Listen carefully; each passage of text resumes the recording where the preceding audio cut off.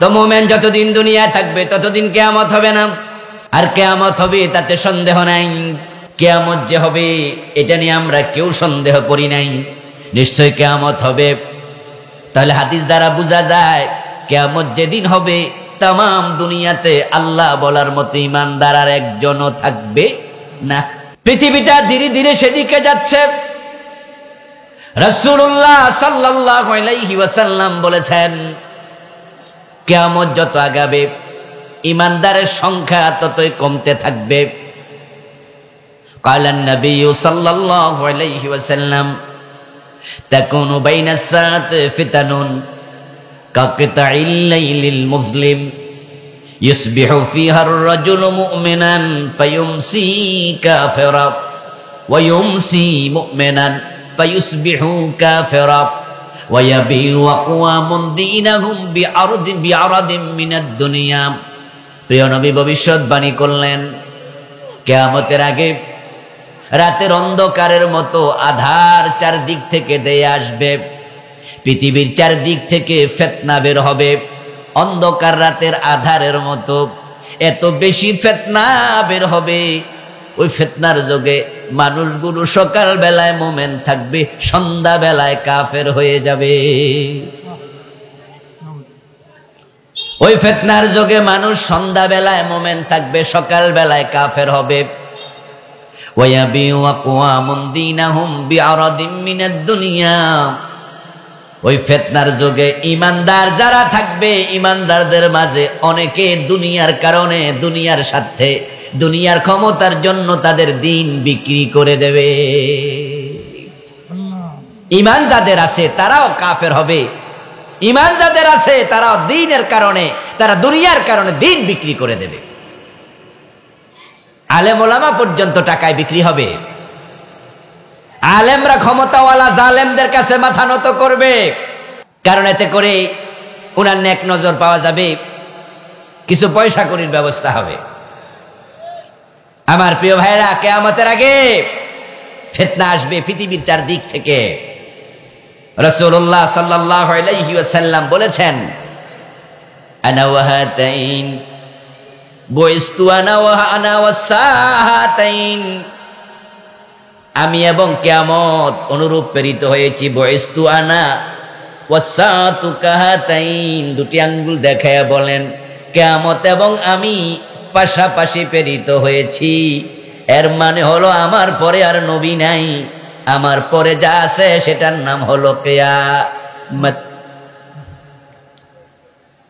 এই কথা বলার পর 1400 বছর চলে গেল। কিয়ামত আগালে মানুষ ঈমান হারা হবে। তবে হ্যাঁ, মানুষগুলো একদিনে হঠাৎ করে সব কাফের হয়ে যাবে না। রাসূলুল্লাহর উদাহরণটা বড় চমৎকার। কাকিতাইল লাইলিল মুজলিম, সূর্য ডুবে গেলে, অমাবস্যার রাত আসে যখন, সূর্য ডুবে যাওয়ার পরে হঠাৎ করে অন্ধকার হয় না। 10 মিনিট পরে একটু আঁধার হয়, 20 মিনিট পরে আর একটু, আধা ঘন্টা পরে আর একটু, 40 মিনিট 50 মিনিট পরে দেখা যায় তামাম আকাশ কালো। ওই অন্ধকারটা হঠাৎ করে আসে নাই, ধীরে ধীরে এসেছে। দুনিয়ার মানুষগুলো ধীরে ধীরে ঈমান হারাইতে থাকবে, একসাথে সবাই কাফের হবে না। তবে কাফের হওয়া প্রতিদিন অনবরত চলতেই থাকবে। মুমিন আসবে কম, কুফর আসবে বেশি, ঈমান আসবে কম। ঈমানওয়ালা হবে কম, কুফরওয়ালা দিন দিন বাড়তে থাকবে। কিভাবে সম্ভব? কিভাবে সম্ভব? বাস্তবতা তো মিলে না।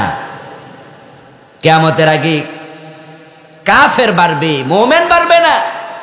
সকালে মুমিন, সন্ধ্যায় কাফের। রাসূলুল্লাহর হাদিস তো বাস্তবে মিলে না। কারণ বাংলাদেশের দিকে তাকাইলে আমরা দেখি হাদিসের উল্টা। এই বাতাসটা সোজা লাগছে না, একটু বাড়াই দাও ভাই, আমার দিকে সোজা করে দেন, একটু বাড়াই দেন। চাচা আপনি প্রয়োজনে একটু হালকা পিছান সামনে।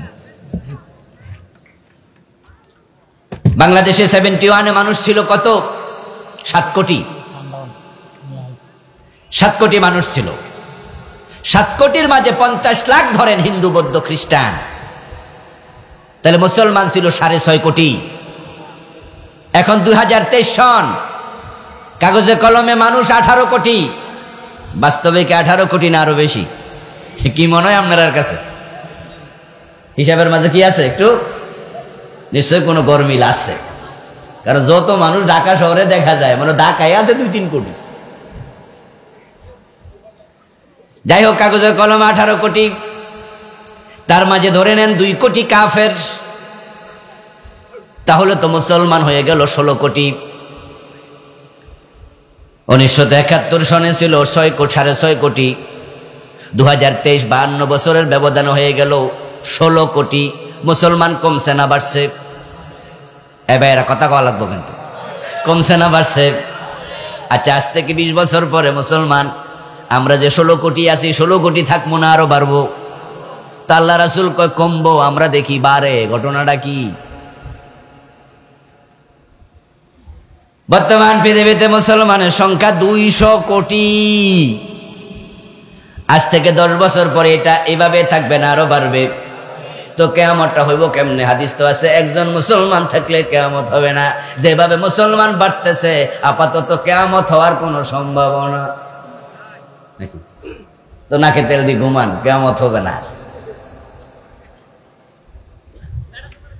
মাঝে মাঝে খালি চোখে যা দেখা যায়, বাস্তবে তা হয় না। আমার প্রিয় ভাই, মুসলমান বেড়েছে কথা ঠিক নয়, বরং মুসলমান ভোটার লিস্টে বেড়েছে, তালিকায় বেড়েছে। বাস্তবে ইমানওয়ালা বাড়েনি, প্রতিদিন ইমানওয়ালা কমতেছে। আমাদের বাংলাদেশে 16 কোটি মুসলমান লাগে না, 92% মুসলমানের প্রয়োজন নাই। মুসলমান যদি এই দেশে প্রকৃত অর্থে 51% থাকতো, অনেক আগে কোরআনের আইন দেশে কায়েম হয়ে যেত।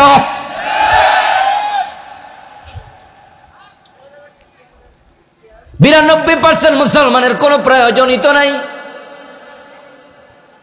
অথচ 92% মুসলমান প্রতিদিন নাকি বাড়তেছে। তাহলে কোরআন কই? সমাজে কোরআন কোথায় আছে? কোরআনের আইনে কে চলে? কোরআনের আইনে সংসদ চলে না, সচিবালয় চলে না, গণভবন চলে না, বঙ্গভবন চলে না, মন্ত্রণালয় চলে না, হাইকোর্ট সুপ্রিম কোর্টে কোরআনের আইনে কোনো রায় হয় না, জজ কোর্ট কোরআন দিয়ে চলে না, ডিসিটিওন অফিস চলে না, অর্থনীতি চলে না, সমাজনীতি চলে না, শিক্ষানীতি চলে না, রাজনীতি চলে না। কোরআন দিয়ে আগে মসজিদ মাদ্রাসা চলতো, এখন মসজিদ মাদ্রাসাও চলে না। হক কথা বললে ইমাম সাহেবের চাকরিটাই থাকে না।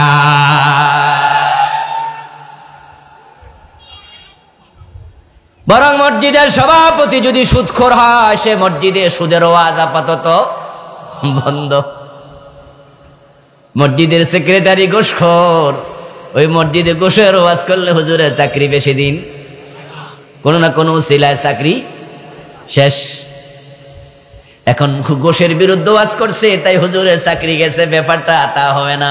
খালি চোখে দেখা যাবে হুজুরের দোষ আছে। কি দোষ? হুজুর ফজরের টাইমে, জামাতের টাইম ছিল 5:50, হুজুর 2 মিনিট পরে আইছে, টয়লেটে একটু লেট হয়ে গেছে। সেক্রেটারি সাহেব তো হুজুরের উপর খেপা রয়েছে, গত জুমায় গোশের ওয়াজ করছিল, ওয়াজটি সেক্রেটারির গায়ে পড়ছে। আবার হুজুর ওয়াজ করার সময় মাঝে মাঝে সেক্রেটারি সাহেবের দিকে বাঁকা চোখে একটু, তো সেক্রেটারি বোঝে নাই যে আমার ওয়াজ করতেছে। সেক্রেটারি সাহেব গরিব দিকে তাকায়া কয়, দেখো আমরা 100 জন মুসল্লি, 2 মিনিট করে যদি লস হয় তাহলে 200 মিনিট। টাইমের কি দাম নাই? যে হুজুর টাইম বোঝে নাই, হুজুর আমার দরকার নাই, নতুন হুজুর চাও। হুজুরকে ফজরের পরে কানে কানে কয়ে দিয়েছে, হুজুর আপনার আগামী দিন থেকে আর আশা লাগবো না।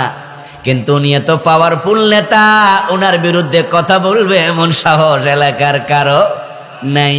হুজুরের চাকরি শেষ। একদিন ওয়াজ করছে, সেক্রেটারির বিরুদ্ধে গেছে, হুজুরের চাকরি খতম। এখন আগামী মাসে কি নতুন হুজুর পাইব না? কথা কয় না, নতুন হুজুর আসবে না। আসার পরে নতুন হুজুর যদি খোঁজ নেয়, আগের হুজুরের চাকরি কেন গেছে, তখন মুসল্লিরা অনেকে কানে কানে আসল কথা কইয়া দিব। আসলে কি 2 মিনিট দেরিতে সেজন্য চাকরি গেছে? কইব হুজুর সাবধানে ওয়াজ কইরেন, যদি উল্টা পাল্টা কোন আমনে চাকরিও। হুজুর যদি শুনে সভাপতি সুদখোর সুদের ওয়াজ করছে, চাকরিটা গেল। সেক্রেটারি ঘুষখোর ঘুষের বিরুদ্ধে ওয়াজ করছে, তাই চাকরি গেল। নতুন হুজুর তাওবা করবে, এই ওয়াজ আমি জীবনে আর। অথচ আল্লাহর কোরআন কি বলে? ইন্নামা ইয়ামুরু মাসাজিদাল্লাহি মান আমানা বিল্লাহি ওয়াল ইয়াউমিল আখির। আল্লাহর ঘর মসজিদের সভাপতি সেক্রেটারি হবে, মসজিদ আবাদ করবে, মসজিদ কমিটির মেম্বার হবে ওই সমস্ত লোকেরা যারা আল্লাহর উপর প্রকৃত ঈমান এনেছে, আখিরাতে বিশ্বাস করে, আল্লাহ ছাড়া কাউকে ভয় করে না। যারা যত মুত্তাকি মানুষ তারা সে এলাকার মসজিদের দায়িত্বশীল হবে। কিন্তু মুত্তাকির পয়সা নাই, কারণ মুত্তাকি তো হারাম খায় না, তাই তারে মসজিদ কমিটির সভাপতিও বানায় না। ঘুষখোর সুদখোর ছায়া ছায়া বড় লোক ধরে ধরে সভাপতি সেক্রেটারি বানায়। এই মসজিদ গুলো তার হক কথা থাকবে কেমনে? আমার প্রিয় ভাইয়েরা, 92% মুসলমান, কিন্তু ইসলাম খুঁজে পাওয়া যায় না কোথাও। প্রতিদিন আমরা দেখি নতুন নতুন সিনেমা মুক্তি পায়, বাংলাদেশ ভারত যৌথ প্রযোজনার ছবি বানায়া বাংলাদেশে ঢুকায়।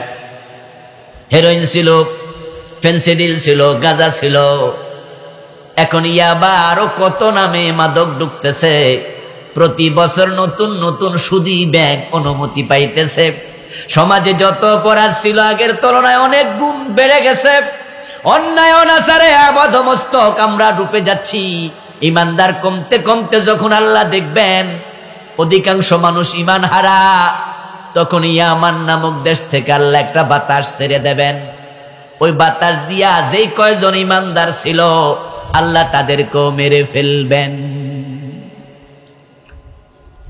এই যে মাহফিলটা এখন চলছে, যদি এমন হতো যে আপনারা যোগ দিচ্ছেন না বরং মাইনাস হচ্ছেন। আমি এসে দেখলাম যে মাহফিলের মাঠ অর্ধেক, আলহামদুলিল্লাহ এখন হয়ে গেল ফুল।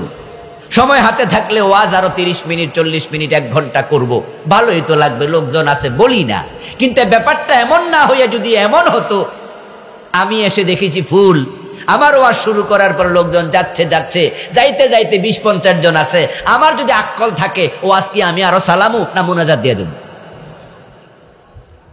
আমার যদি আকল থাকে আমি তো মনে মনে ভাববো যেমনে পাবলিক যাইতেছে ওয়াজ আরো করলে পরে তো মাইকওয়ালা ছাড়া মুনাজাত ওয়ালাও তো পাইতাম না। এর সে বেলা আমি আগে মান সম্মান বাঁচাই মুনাজাতে দিয়ে দিই। আমার প্রিয় ভাই, রাসূলুল্লাহ সাল্লাল্লাহু আলাইহি ওয়াসাল্লাম বলতেছেন, আল্লাহ যখন তাকায়া দেখবেন দুনিয়া থেকে ইমানদার ধীরে ধীরে শেষ। তাম বাংলাদেশে মানুষ আছে ধরেন 30 কোটি, ইমানদার আছে 200, আর বাকি নাই সব কাফের। সৌদি আরবে 500, পুরা ভারতে 150, এইভাবে তাম দুনিয়ায় কয়েকশো মুসলমান, অথচ মানুষ আছে 1000 কোটির উপরে। আল্লাহ তখন ইয়ামান নামক দেশ থেকে একটা বাতাস ছেড়ে দেবেন। قال النبي صلى الله عليه وسلم إن الله يبعث ريحا من اليمن ألين من الحرير। ইয়ামান নামক দেশ থেকে যে বাতাস আল্লাহ ছেড়ে দেবেন ওটার স্পর্শ হবে রেশমি কাপড়ের চেয়ে কোমল। فلا تدعوا من كان في قلبه مثقال حبة من الإيمان إلا قبضته। সহিহ মুসলিমের হাদিস, প্রিয় নবীজি বলছেন ওই বাতাস তাম দুনিয়া ছড়িয়ে পড়বে। ওই টাইমে যার অন্তরে সরিষা পরিমাণ ঈমান আছে, বাতাসটা তার গায়ে লাগার সাথে সাথে লোকটা মরে যাবে। আর যাদের ঈমান নাই ওই বাতাস তাদের গায়ে লাগবে, তাদের মৃত্যু হবে না। এই বাতাসটা তাম পৃথিবীতে বইতে বইতে বইতে বইতে পৃথিবীর লাস্ট প্রান্তে যখন চলে যাবে, তাম দুনিয়াতে একজন মুমিনও আর বেঁচে থাকবে না। আল্লাহ তাআলা যখন পৃথিবীর দিকে আবার তাকিয়ে দেখবেন তাম দুনিয়া তার মুমিন নাই, তখন তিনি ইসরাফিল আলাইহিস সালামকে বলবেন, ইসরাফিল, এই পৃথিবীর আমার আর প্রয়োজন নাই, তুমি সিংহায় ফু দিয়ে দাও। ইসরাফিল আলাইহিস সালাম সিংহায় ফু দেবেন। এ ফু হবে 3টা। প্রথমটার নাম নাফখাতুস সাক, নাফখাতুল ফাজআ, বিভৎসতার ফুৎকার। ইযা জুলজিলাতিল আরদু জিলজালাহা ওয়া আখরাজাতিল আরদু আসকালাহা, ওই ফুৎকারের সাথে সাথে তাম পৃথিবী মহা প্রকম্পন তৈরি করবে। আল্লাহ তাআলা পৃথিবীকে এমন ভাবে ধাক্কা মারবেন, পৃথিবীর পেটের ভিতরে যত পদার্থ আছে সব খনিজ পদার্থ পৃথিবী বমি করে দেবে, উগরে দেবে। মানুষেরা নিজের চোখে দেখতে পাবে স্বর্ণের খনি, তামার খনি, রৌপ্যের খনি, দস্তার খনি। মানুষেরা নিজ চোখে দেখবে তেলের খনি, গ্যাসের খনি। কিন্তু সেদিন এই খনিজ পদার্থের প্রতি কোনো মানুষের সামান্য আকর্ষণ থাকবে না। আরে ভাই, আপনার ঘরের আলমারিতে 10 লক্ষ টাকা আছে, আপনার বউয়ের নেকলেস, বালা, গলার চেইন আলমারির বক্সে রাখা আছে। হঠাৎ করে ঢাকা শহরে যদি অবস্থায় ভূমিকম্প হয়, ভূমিকম্প হতে দেরি, জান লইয়া দৌড় মারতে দেরি করেন, আলমারি তো বহু পরের কথা। কারণ ভূমিকম্প যখন এইভাবে হয়, কয়দিন আগে হয়েছিল না, কুমিল্লার মানুষ একটু বেশি টের পাইছে, কারণ উৎপত্তি নাকি এদিকে। কোথায়? লক্ষ্মীপুরে। আমাদের কুমিল্লার এদিকে উৎপত্তি হয়েছে। ঢাকায় আমিও টের পেয়েছি, সকাল মনে হয় 9:30টার দিকে ভূমিকম্পটা হয়েছিল। ভূমিকম্প যদি যেভাবে হয়েছিল ঢাকাতে, সেটাও যদি 30 সেকেন্ড এরকম ধলতে থাকতো, তাহলে কয়টা বিল্ডিং ভেঙে পড়তো আল্লাহই ভালো জানে। ওই অবস্থায় এই সামান্য মাত্রা কত ছিল, 5.7 বা 6 পয়েন্ট সামথিং এরকম কিছু। এই 6-এর কাছাকাছি যদি হয় আর সেটাই 30 সেকেন্ড থাকতো, আমরা জান লইয়া বিল্ডিং থেকে নেমে দৌড় মারতাম। কোথায় স্বর্ণ, কোথায় রৌপ্য, কোথায় আলমারির টাকা, কিচ্ছু চাইতাম না। আগে চাচা আপন। দুনিয়ার সামান্য ভূমিকম্পে মানুষ যদি নিজের জান বাঁচানোর জন্য দৌড় মারে, এমন ঘটনাও ঘটে। কার আগে কে বের হবে, দৌড়াদৌড়ি করতে যায়, পায়ের তলে পড়ে মানুষ মরে যায়। এমন ঘটনাও ঘটে। ভূমিকম্পের সময় মানুষ বিল্ডিং বইরা মরে নাই, পায়ের তলে ফিরে মরে গেছে। আমার প্রিয় ভাই, আল্লাহ তাআলা ইসরাফিল আলাইহিস সালামকে বলবেন ধাক্কা মারো। ইসরাফিল ধাক্কা মারবে, ফু দেবে। এটার নাম নাফখাতুল ফাজর। এ ফুৎকারে বিভৎসতা চলবে অনেকক্ষণ। তারপরে আল্লাহ বলবেন দ্বিতীয় ফুৎকার করো, এটার নাম নাফখাতুস সাক। ওয়ানফিখা ফিস-সূর ফাসআকা মান ফিস-সামাওয়াতি ওয়া মান ফিল আরদি ইল্লা মান শাআল্লাহ। ওই ফুৎকার যখন মারবে, তখন তাম দুনিয়াতে কোনো মাখলুক আর বেঁচে থাকবে না। ইযাস সামাউ ফাতারাত ওয়া ইযাল কাওয়াকিবু ইনতাসারাত। বেঁচে থাকবে কেমনে? দ্বিতীয় ফুৎকারের সাথে সাথে আসমান ফেটে যাবে। যত তারকা আকাশে আছে, সূর্য চন্দ্র সবগুলো একটা একটা জমিনের উপরে আশ্রে পড়বে। তামাম পৃথিবী অগ্নিগোলকে রূপান্তরিত হবে। পৃথিবী পুরাটাই হয়ে যাবে আগুন। 12 জন ফেরেশতা ছাড়া তখন আর কেউ বাঁচবে না, ইল্লা মান শাআল্লাহ। এই আয়াতের ব্যাখ্যায় প্রিয় নবীজি বলেছেন, ফেরেশতা 12 জন বেঁচে থাকবে। 8 জন হলো আরশ বহনকারী, আর 4 জন হলো ফেরেশতাদের সর্দার, জিবরিল, মিকাইল, ইসরাফিল, মালাকুল মউত আজরাইল। আল্লাহ তাআলা পৃথিবীকে বেচাকার করে দিয়ে আবার প্রশ্ন করবেন, ও আজরাইল, কারা বেঁচে আছে বলো? যদিও আল্লাহ ভালোই জানেন।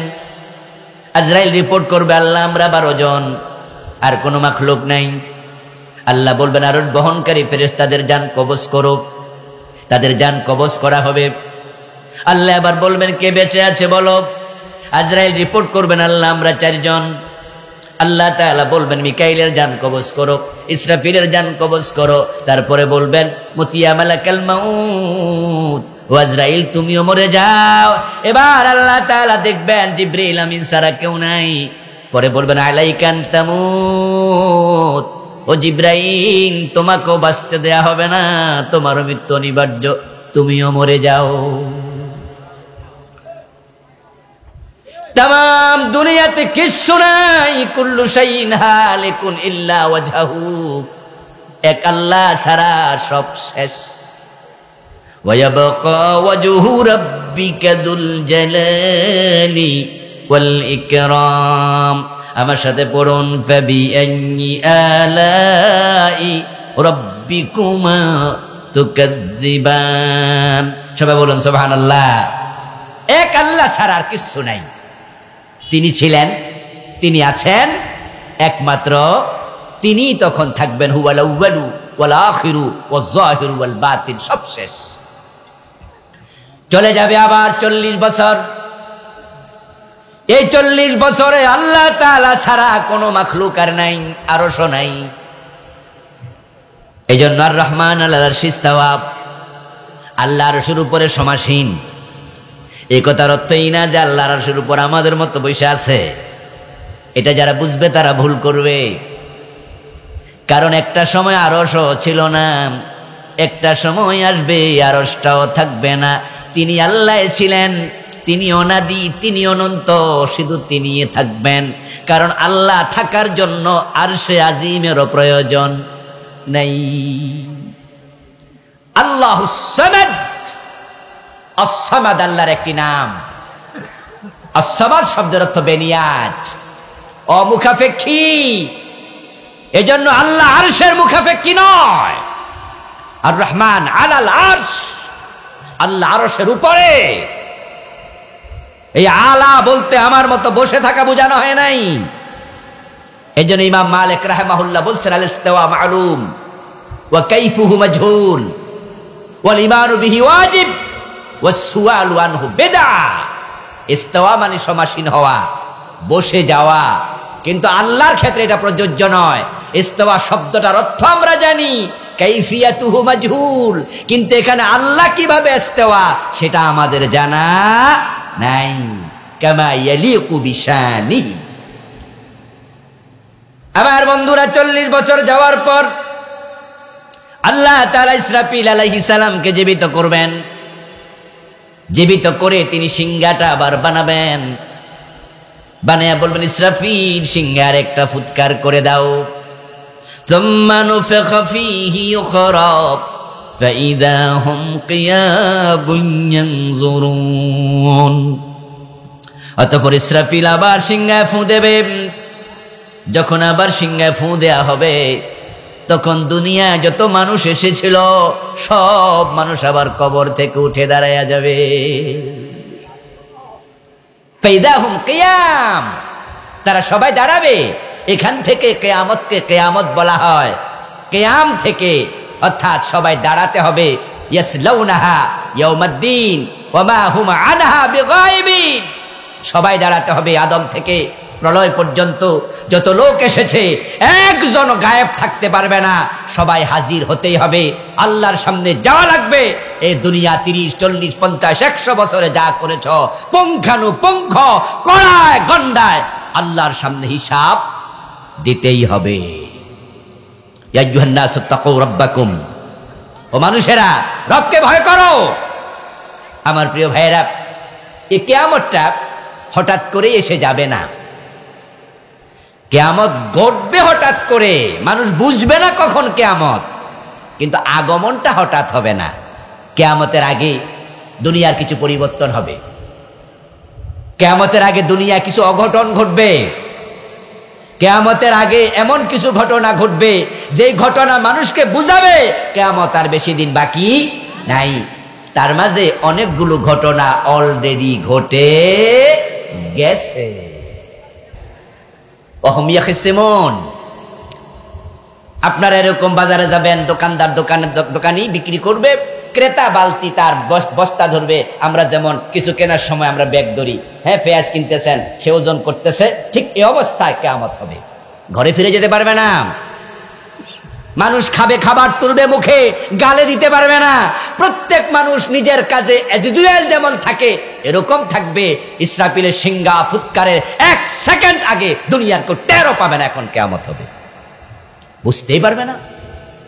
কিয়ামত হবে হঠাৎ, কিন্তু কিয়ামত সংগঠনের কিছু ঘটনা আছে। এই জাতীয় ঘটনা আলামতে সগরা, আলামতে কুবরা, এই বইটা আমি 50টা লিখেছি হাদিস থেকে, কোরআন থেকে। আমাদের দেশের কিছু কিছু ঘটনা আমাদের লোকেরা জানে, কিন্তু এতগুলো একসাথে কোনো বইতে আমিও পাইনি। আমিও বিভিন্ন হাদিস থেকে সংগ্রহ করেছি। তার মাঝে কিছু ঘটনা ইতোমধ্যে ঘটে গেছে। রাসূলুল্লাহ সাল্লাল্লাহু আলাইহি ওয়াসাল্লাম তিনি কিয়ামতের আলামত নিয়ে যে ঘটনাগুলো বললেন, তার মাঝে একটা হলো আনতালিদাল আমাতু রাব্বাতাহা। একজন দাসী তার পেট থেকে তার মনিবকে প্রসব করবে। দাসী মনিব প্রসব করবে, এটা আবার কি জিনিস?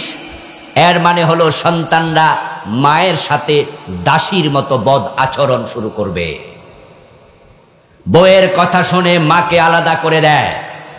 বিয়ের পর বউ নিয়ে ঢাকা শহরে চলে যায়, 6 মাস টেলিফোন করে না। বউ এবং জামাই মিলে মাকে ঘর থেকে ধাক্কা দিয়ে বের করে দেয়। এমন জালেম ছেলে এখন আছে না নাই? আমি এমন পত্রিকায় পড়লাম, বস্তার ভিতরে মাকে ভরে বউ ছেলে মিলা মাকে বস্তার ভিতরে দমন্না বস্তার ভিতরে ঢুকাইছে। ঢুকাইয়া তারপরে মাকে বস্তা মুখটাকে বেঁধে রাস্তায় ফেলে দিয়ে এসেছে। আমার প্রিয় ভাইরা, ঢাকা শহরের ভিতরে বাহিরে 50টার উপরে এখন ওল্ড হোম হয়েছে, বৃদ্ধদের থাকার জন্য বৃদ্ধাশ্রম হয়েছে। আজ থেকে 30 বছর পিছনে যাও, পুরা বাংলাদেশ খুঁজলে একটা বৃদ্ধাশ্রম পাওয়া যেত না। কারণ বুড়া মা বাবাকে বাড়ির বাহিরে রেখে আসবে সন্তানরা, এটা কল্পনাও করে নাই। এখন ঢাকার আশেপাশে এমন বৃদ্ধাশ্রম আছে যে একটা বৃদ্ধাশ্রমে মানুষের সংখ্যা 500-র বেশি। সবগুলো বুড়া মানুষ, তাদের মা বাবাকে তারা ঘরে জায়গা দেয় না, বাহিরে রেখে আসে। অথচ ছেলে ইঞ্জিনিয়ার, ছেলে ডাক্তার, ছেলে প্রফেসর, বুড়া মা বাবার জায়গা হয় না, ঘর থেকে বের করে দিচ্ছে। এসে পাশবিক আচরণ আর কি হতে পারে? এটা কিয়ামতের একটি বড় আলামত, যেটা আমাদের দেশে প্রকাশ পেয়ে গেছে। ইজা উসিদাল আমরু ইলা গায়রি আহলিহি ফান্তাজিরিস সাব। কিয়ামতের বড় বড় আলামত গুলার মাঝে যে আলামত গুলো আছে, সেগুলোর জন্য আমরা অপেক্ষা করছি। ওই আলামত গুলো যখন আসবে, হাদিসে পাওয়া যায় তাসবির দানা ছিঁড়ে গেলে যেমন একটার পর একটা তাসবিহ পড়তে থাকবে, কিয়ামতের বড় আলামত গুলো যখন প্রকাশ পাবে, বেশি দিন লাগবে না, অল্প সময়ের ভিতরে সবগুলো প্রকাশ পাবে। তারপরে কিয়ামত হয়ে যাবে। আর যেগুলো ছোট আছে, ছোটগুলো এসেছে, তার মাঝে একটা হলো অপাত্রে যখন দায়িত্ব দেয়া হবে, অযোগ্য লোকেরা যখন নেতা হবে, তখন বুঝবে কিয়ামত এসে গেছে। এখন বাংলাদেশে মূর্খরাও সমাজের নেতা হয়ে যায়। আপনারা মাইন্ড করবেন না, এগুলো তো কিয়ামতের আগে হবেই।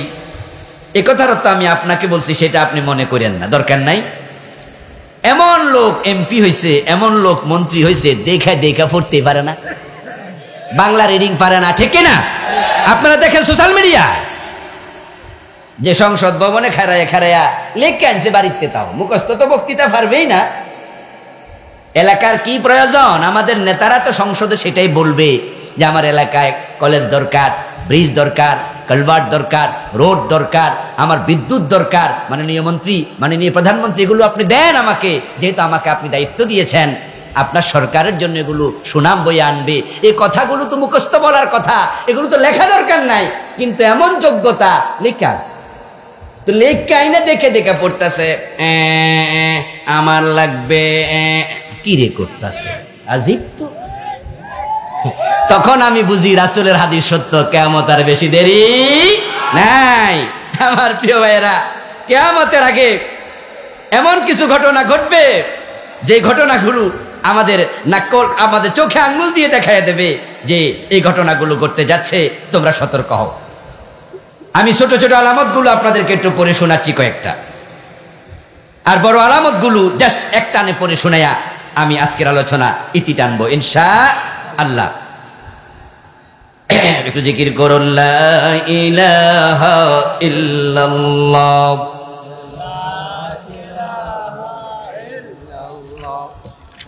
এলেম উঠে যাবে, লাগবে না, এলেম উঠে যাবে, এটা কিয়ামতের আলামত। আর আমরা দেখতে পাচ্ছি যে এলেম উঠার অবস্থা এমন খারাপ হচ্ছে, প্রাইমারি, এসএসসি, কলেজ, ইউনিভার্সিটি, সবটা পাশ করলো, এত বই পড়েছে 1 থেকে মাস্টার্স পর্যন্ত, সবগুলো বই যদি এক জায়গায় জড়ো করা হয় মাথা পার হয়ে যাবে। কিন্তু ওই শিক্ষিত MA pass, BA pass, doctor, engineer এমন অসংখ্য পাওয়া যায়, দেখে দেখে আল্লাহর কোরআনটা পড়তে পারে না। এলেম উঠে যাওয়ার জন্য আর কি প্রমাণ তোমাদের লাগবে? যেই লোকটা MA পাস করলো, BA পাস করলো, ডাক্তার হলো, ইঞ্জিনিয়ার হলো, ব্যারিস্টার, কোরআন দেখে দেখে পড়তে পারে না? বাবার জানাজার নামাজে হাজির হয়ে সে বলবে, হুজুর আপনি একটু জানাজার নামাজের নিয়তটা কইয়া দেন। হুজুর বলে দেবে, ঠিক আছে, 4 তাকবীরের সাথে ইমামের পিছনে ফরজে কিফায়া জানাজার নামাজ পড়ছি, আল্লাহু আকবার। মুস্কি হাসি দিয়া কয়, মাশাআল্লাহ, হইছে হুজুর, হইছে তো, আল্লাহু আকবার। এবার দোয়া আসেনি তো? বেড়া নিয়ত শিখছে, এখন দোয়া শিখবো কখন? অথচ লোকগুলো সবাই মূর্খ নয়। যেই লোকটা লন্ডনে গিয়ে ব্যারিস্টারি করতে পারলো, আপনারা সবাই জানেন যারা লন্ডনে গিয়ে ব্যারিস্টারি করে, লন্ডনে কি বাংলা ভাষা আছে নাকি? ইংরেজি যে বইগুলো পড়তেছে তারা ব্যারিস্টারি করতে যায়া ইংরেজি অনর্গল কথা বলে, এবং হাইকোর্টে যখন তারা আর্গুমেন্ট করে ইংরেজিতে আর্গুমেন্ট করে। বিচারকেরা যখন রায় লিখে অধিকাংশ রায় ইংরেজিতে লেখে। যখন তারা বিচারক কথা বলে উকিলের সাথে, ব্যারিস্টারের সাথে, অধিকাংশ বিচারক ইংরেজিতে কথা বলে। বাংলাদেশে জন্ম নিয়া অনর্গল ইংরেজি বলতে পারলো, শিখতে পারলো।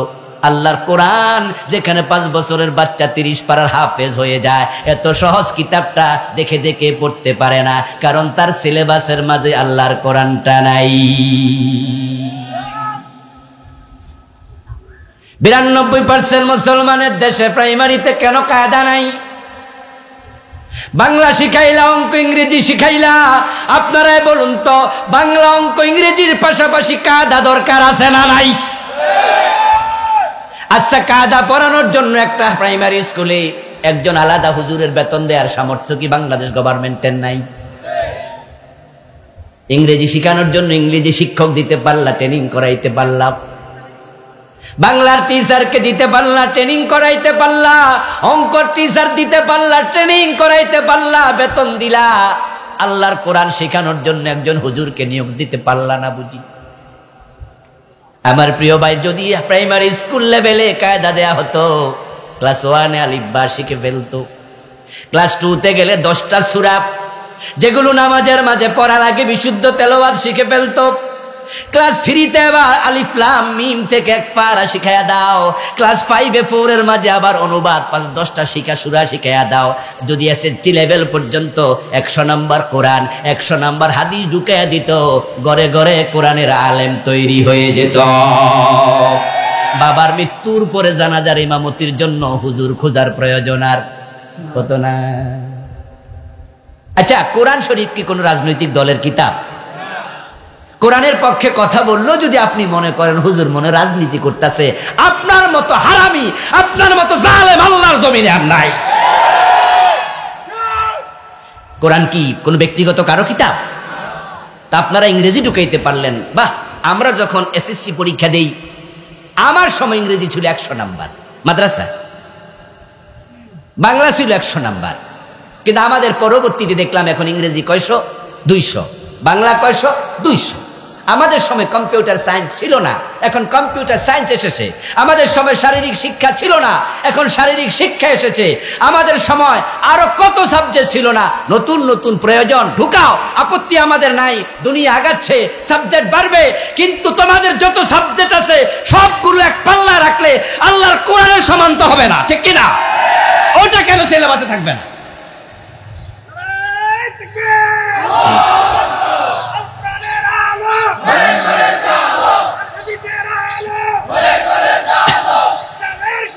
আমার প্রিয় ভাই, এলেম উঠে যাবে, আর এলেম তো উঠে গেল। কারণ বাংলাদেশে কত পার্সেন্ট বাচ্চা মাদ্রাসায় পড়ে, কত পার্সেন্ট? আপনারা দেখবেন SSC পরীক্ষা যখন হয়, রেজাল্ট প্রকাশ হয়, রেজাল্ট প্রকাশের সময় দেখবেন তামাম বাংলাদেশে মাদ্রাসা বোর্ড আছে কয়টা? জানা জানলে বলছি একটা। কয়টা? স্কুল বোর্ড কি একটা? মাদ্রাসা বোর্ড সারা বাংলাদেশ মিলে SSC দাখিল পরীক্ষাটি হয় 1 লাখ 1.5 লাখ। আর আমাদের কুমিল্লা বোর্ডে তো শুধুমাত্র এসএসসি পরীক্ষার্থী 2 লাখ 2.5 লাখ। তাম বাংলাদেশে 9-10টা বোর্ড, কারিগরি বোর্ড আছে, আরো কি কি আছে, ভোকেশনাল কি কি আছে, জেনারেল বোর্ড তো আছেই। বাংলাদেশে এসএসসিতে যান, এসএসসিতে তাম বাংলাদেশে যদি ইন্টারমিডিয়েট পরীক্ষার্থী হয় 15 লাখ, মাদ্রাসা ছাত্র থাকে মাত্র 35,000, 40,000, 50,000। পার্সেন্টেজ করুন, মাদ্রাসার কয়জন পড়তেছে? সব তো জেনারেল লাইনে। এখন জেনারেল লাইনে শতকরা 80 জন যদি পাশ করে, 80 জনের মাঝে সিলেবাসে আল্লাহর কোরআন নাই। এর মানে হচ্ছে এলেমহীন একটি জাতি তোমরা নিজেরাই তৈরি করছো। কিয়ামতের আলামত, মূর্খতা বেড়ে যাবে, জেনা ব্যভিচার বৃদ্ধি পাবে, মদপান বৃদ্ধি পাবে, মহিলার সংখ্যা বেড়ে যাবে, পুরুষ কমে যাবে, ধন সম্পদের প্রাচুর্য হবে। কিয়ামতের আলামত, আরব ভূমি সুজলা সফলা, বাগবাগিচা এবং প্রবাহিত নদীতে পরিণত হবে। কয়েকদিন আগে সৌদি আরবে বৃষ্টি হয়েছে, এবং কিছুদিন আগে দেখেছেন বৃষ্টির পরে সৌদি আরবের মরুভূমির পাহাড়ের মাঝেও গাছপালা জন্ম নিয়েছে। আমিও গত রমাদানে গিয়েছিলাম। রমাদানের আগে বৃষ্টি হলো, রমাদানে যাওয়ার পরে দেখি যে পাহাড়ের মাঝে পাথরের পাহাড়ে এত বেশি পরিমাণ ঘাস জন্ম নিয়েছে, যেটা এর আগে আমরা কখনো দেখিনি। আল্লাহ তো অনেকবার যাওয়ার সুযোগ দিয়েছে। এগুলো প্রমাণ করছে যে আল্লাহর নবীর হাদিস, হাবিবের হাদিসগুলোর বাস্তবায়ন শুরু হয়ে গেছে। কিয়ামত যখন আগাবে তখন কি হবে? ঈমানদার কমবে। আমার আলোচনা শুরুটা এটাই ছিল। তো কিয়ামত যখন আগাচ্ছে, আমরা যারা আলোচনা শুনছি প্রত্যেকে নিজের ঈমানের ব্যাপারে টেনশন করা দরকার আছে না নাই? হ্যাঁ রে, ঈমানদার তো কমে যাবে, আবার তার মাঝে আমি পড়ে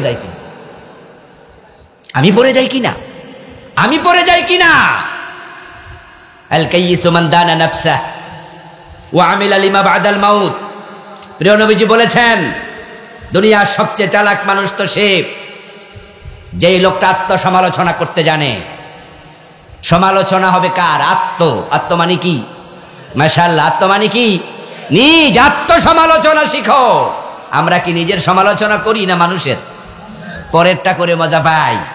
চা দোকানে বৈশা টেবিল থাপড়াইয়া গরম কইরালা, এর দোষ ওর দোষ বলে। ও মিয়া, যত দোষ বলো, আল্লাহর কাছে নিজেরটা বলো।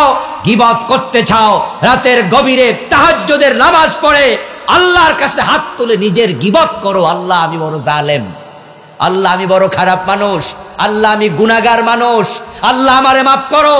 নিজের দোষ বলো, অন্যের দোষ না। আল গীবাতু আশাদ্দু মিনাজ জিনা। মানুষের দোষ বলে মজা পাও। ওয়াইলুল লিকুল্লি হুমাজাতিন লুমাজা। বাংলা অর্থ কি? প্রকাশ্যে অপ্রকাশ্যে, সামনে পশ্চাতে লোকের নিন্দা যে করে, আল্লাহ বলে ওয়াইলুন, তোমার জন্য ওয়াইল দোজখ। قال النبي صلى الله عليه وسلم الويل واد في جهنم يهبي فيه الكافر 40 خريفا قبل ان يبلغ قعره। প্রিয় নবীজি বলছেন, ওয়াইল হচ্ছে জাহান্নামের একটি গর্তের নাম, যে গর্তের দিকে জাহান্নামীকে ফেলে দিলে তলায় যেতে 40 বছর লাগবে। এই ওয়াইল দোজখ আল্লাহ ফেলবে নিন্দুক মানুষকে। এজন্য কিছু কিছু লোক এমন পাওয়া যায়, কাউকে সামনাসামনি শরম দিয়া, লজ্জা দিয়া নিন্দা করে, তারপরে আবার বলে একবারে কইয়া দিছি মুখের উপর। এমন বলে না যে কইয়া দিছি মুখের উপর, কইয়া দিছি। আপনি অন্যকে মুখের উপর বলে হেও করলেন, ছোট করলেন। ভাই, অন্যের ইজ্জত নিয়ে ছিনিমিনি খেলবেন না। হাদিসে পাওয়া যায়, যে ব্যক্তি অন্যের ইজ্জত নষ্ট করে, আল্লাহ তার ইজ্জত নষ্ট করবে। মান দাররা দাররাহুল্লাহ। আপনি অন্যের ক্ষতি করবেন, আল্লাহ আপনার ক্ষতি করবে। অন্যের দোষ খুঁজবেন, আল্লাহ আপনার দোষ খুঁজবে। কুনতুম খায়রা উম্মাহ উখরিজাত লিন-নাস। অন্যের ক্ষতির জন্য আল্লাহ তোমাকে বানাই নাই, আল্লাহ তোমাকে বানাইছে অন্যের উপকার করার জন্য। আমার প্রিয় ভাইয়েরা, কিয়ামতের আরেকটা আলামত যেটার জন্য আমরা অপেক্ষা করছি, ব্যক্তিগতভাবে আমিও শঙ্কিত। ওই আলামতটা হলো ফোরাত নদী থেকে স্বর্ণের খনি বের হবে, এবং রাসূল বলেছেন ওই খনিকে কেন্দ্র করে এমন যুদ্ধ হবে যে যুদ্ধে 100 জন অংশগ্রহণ করলে 99 জন মারা যাবে। قال النبي صلى الله عليه وسلم يوشك الفرات أن يحسر عن كنز من الذهب فمن حضره فلا يأخذ منه شيئا। ও মিয়ারা শোনো, অচিরে ফোরাত নদী থেকে স্বর্ণের পাহাড়, কোন হাদিসে পাওয়া যায় জাবালের কথা, পাহাড়ের কথা, স্বর্ণের পাহাড় বের হবে। এই হাদিসে পাওয়া যায় স্বর্ণের খনি বের হবে। ওটাকে নিয়ে যুদ্ধ বাঁধবে, কে কার আগে দখল করবে। আমার উম্মতেরা, তোমরা কেউ যদি তখন ওই এলাকায় থাকো, ফালা তাখুযু মিনহু শাইয়্যা, ওই স্বর্ণের খনির জন্য যুদ্ধ করতে যেও না, সেখান থেকে তোমরা সামান্য তোমাদের পকেটে ঢুকাইতে যেও না। রাসূল বলছে ওখানে যাইও না, সেটাকে কেন্দ্র করে বিশাল যুদ্ধ হবে। আমি যে বললাম এই হাদিসটা বলার আগে দিয়ে আমি শঙ্কিত কেন জানেন? কারণ হচ্ছে ফোরাত নামক নদীটা কোন দেশে? দেখে মাশাআল্লাহ, ইরাকে। ইয়েস, বলে ফেলেছে একজন ভাই, ফোরাত নদী ইরাকে। এবার বলুন তো, যারা মোটামুটি জ্ঞান রাখেন, ইরাক কি বর্তমানে মুসলমানদের দখলে না আমেরিকার দখলে? মাশাআল্লাহ, এটাও ঠিক, চালাচ্ছে মুসলমান, কিন্তু ওই শাসকগুলো আমেরিকার পুতুল, আমেরিকার কিরণক। কিয়ামতের আগে রাসূলুল্লাহর হাদিস প্রমাণ করে ওই ফোরাত থেকে বের হওয়া স্বর্ণের খনিকে নিয়ে নতুন যুদ্ধ হবে। আর কিয়ামতের বড় আলামতগুলোর মাঝে একটা ছোট্ট করে আগে বলে ফেলি, সেটা হলো দাজ্জালকে হত্যা করা হবে, দাজ্জাল আসবে। এখন দাজ্জাল হত্যা যিনি করবেন তিনি নবী ঈসা আলাইহিস সালাম, উনি আকাশ থেকে নামবে, ইমাম মাহদীকে সাথে নিয়ে বাবে লুদ নামক জায়গায় হযরত ঈসা আলাইহিস সালাম দাজ্জালকে হত্যা করবেন। রাসূলুল্লাহ বলেন, হত্যা করার পরে উনার সঙ্গীদের কাছে এসে উনি তার বর্ষাটা দেখাবেন, এবং বর্ষার আঘাতে দাজ্জালের রক্ত আছে, উনি রক্তটাও দেখাবে। এই হাদিস প্রমাণ করে দাজ্জালের সাথে যখন যুদ্ধ হবে তখন আগ্নেয়াস্ত্র থাকবে না, তাই তিনি বর্ষা দিয়া, তলোয়ার দিয়া যুদ্ধ করবে। তলোয়ার বর্ষার যুদ্ধ প্রমাণ করে তলোয়ারের যুদ্ধ আসার আগে পরমাণু যুদ্ধ হওয়া লাগবে। পরমাণু যুদ্ধ হওয়ার পরে প্রযুক্তি ধ্বংস হয়ে যাবে, নতুন করে আবার প্রযুক্তি আসার আগে ঈসা নবী আসবে। আমি বুঝাইতে পারছি কিনা আমি বুঝি না, আপনারা কিছুটা বুঝছেন কি? ঈসা আলাইহিস সালাম দাজ্জালকে মারবে কি দিয়া? এইমাত্র বললাম কি দিয়া মারবে, এবং রাসূলুল্লাহ বলছেন বর্ষার আগে রক্ত দেখাবে, দেখো মারছি। অথচ রাসূল বলেছেন যে দাজ্জালের অনুসারী হবে ইহুদিরা। তাহলে ইহুদিদের কাছে তো পরমাণু অস্ত্র আছে, আর ঈসা নবী দাজ্জালকে বর্ষা দিয়ে মারতে গেলে বেড়ারা তো উল্টা উনার মাইরা লাগবে পরমাণু অস্ত্র মাইরা। তাহলে বোঝা গেল তখন ইহুদি থাকবে, কিন্তু পরমাণু অস্ত্র আর থাকবে না, কারণ ফোরাত কেন্দ্রিক যুদ্ধে পরমাণু অস্ত্র শেষ হয়ে যাবে। আর আপনারা বুদ্ধিমানরা জানেন যে পরমাণু অস্ত্র যদি যুদ্ধ হয়, পৃথিবীতে এখন এই পরিমাণ পরমাণু অস্ত্র আছে যে এরকম 100 পৃথিবী ধ্বংস করা যাবে। আমার প্রিয় ভাইরা, পরমাণু যুদ্ধ হবে, হতে পারে সেটা ফোরাত থেকে বের হওয়া ওই স্বর্ণের খনিকে কেন্দ্র করে হবে। রাসূলুল্লাহ বলেছেন আরেকটা আলামত শোনো, কিয়ামতের আগে ভূমিকম্পের সংখ্যা বেড়ে যাবে। এবার 42 নম্বর থেকে বড় আলামত শুরু। বড় আলামত, ধোঁয়া বের হবে, ধোঁয়া। দাজ্জাল বের হবে, দাব্বাতুল আরদ বের হবে, পশ্চিম আকাশ থেকে সূর্য উঠবে। এ বিষয়ে 1-2 মিনিট বলতে চাই। পশ্চিম আকাশে যখন সূর্য উঠবে, আল্লাহর হাবিব বলেন তা দেখে তৎকালীন দুনিয়ায় যত মানুষ থাকবে ইউমিনুনা আজমাউন, সবগুলো মানুষ একসাথে মুমিন হয়ে যাবে, কিন্তু তখন কারো ঈমান গ্রহণ করা হবে না। পশ্চিম আকাশে সূর্য উঠবে, এই ওয়াজটা কি আপনারা কি আজকে শুনলেন? দয়া করে একটু কথা বলতে হবে। এই ওয়াজ কি আজকে শুনলেন? এই ওয়াজ পৃথিবীর মানুষ যুগে যুগে শুনেছে।